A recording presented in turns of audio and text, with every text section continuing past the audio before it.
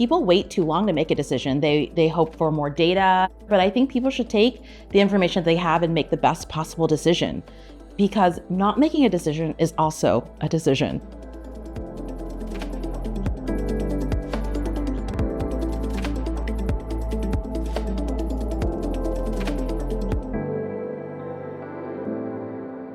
I prioritize being a human first and an executive second. The thing that I will ask myself is, did I help somebody today? And that's a big part of how I want to operate. Like, I think for me, I feel really fortunate for the success and opportunities that I've had for people who've advocated for me. And so, like, I feel like there's this idea of a cosmic balance sheet, and that I want to pay back and help others and bring others up with me. And so that's also a part of the way that I like to operate. You really need to understand who your customers are, and not just what's in the dashboard of what it tells you. I think you need to listen to customer anecdotes about, well, what are the dashboards not telling you that are insights? I encourage people to use the products if they have a product, so that they understand the customer touch points, where there's friction, where things could be easier and smoother. And so I would tell anyone that's taking on my team that they really should think about the role that they play advocating for customers and staying close to them. We have to do the work to earn our place in the home. And so, like, we have to think about sort of beyond that first year and second year and what that experience is, and how we can continue to deliver, exceptional experiences to our customers, and again, reduce friction and increase clarity for them. I often get feedback of, well, you should wait and solicit other people's opinions and not move so quickly. But I really believe that, people wait too long to make a decision. They hope for more data, but I think people should take the information they have and make the best possible decision, because not making a decision is also a decision. I think stability is important, but I think it's important to also be agile in your execution. You want to be stable in terms of really clear on priorities and your vision and what needs to get done, but then you have to have some agility in the way that it gets done. In terms of, like, my leadership style, like, I believe that vulnerability is like my superpower. So, like, if I don't know something, I'm willing to be like, I'm not the best person to ask about that, but, like, who are the people we could bring in to learn more, to ask questions, to make the best possible decision?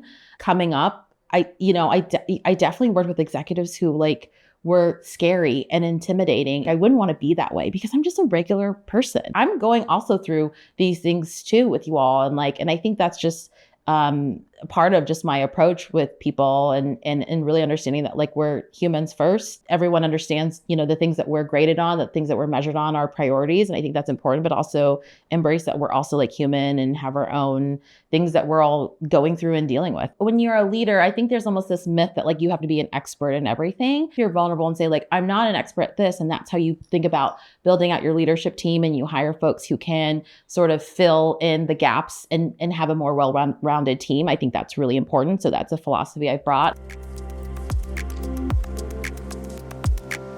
You have to really have a point of view and anticipate customer needs and bring that mentality and approach to the work to be able to think about, like, disruption and what are people going to need and where are things going. If you're trying to change too much about human behavior, it's really not going to get, like, adopted. As a marketer, we're all really impressed with the ways that AI has improved our workflows, creatively. It's been a thought partner for many people. It's important that we, as humans, stay really connected to the process, though, and don't outsource and automate everything to AI, because I think that we're still at the core with our judgment to think about how we shape these things. The best advice I'd give is just to be open to new possibilities, to increase your fluidity with AI, use it in your everyday life and get familiar with it, and to not be scared. There's a lot of uncertainty that people have around AI, but I think there's just such incredible opportunities it can to help, increase all the things that we're able to do. And so I'd encourage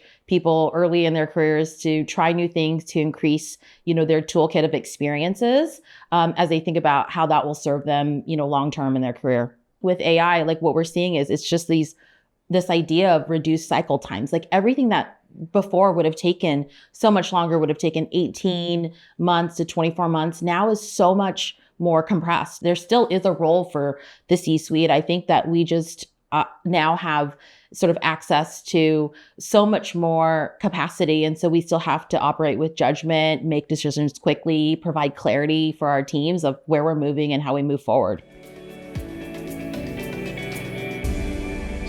Because I'm a person that values moving fast, I value bias for action. Like sometimes I do get caught up in this idea of like, well, are we making enough progress?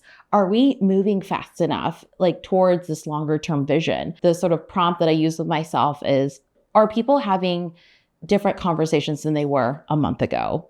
Like, what are the things that are different a month ago that weren't happening last month? I have, I think, a handful like newsletters that I'll read, podcasts that I follow, just to understand sort of what's happening, what trends are happening, how Gen Z is thinking about different things, the trends that are happening across moms, millennials in the workplace. And so there's just a ton of things I'm always like consuming across various types of media to just stay connected to what's happening. In marketing, there's sometimes a desire or drive to sort of make things feel the same or to be safe. Really lean into the things that are distinctive and unique about the brands, the things that customers buy you for and what they love about you. But think about the mission of your organization and the work that you're doing and how it connects every day to that mission. Are you delivering on that? Are you delivering on behalf of customers?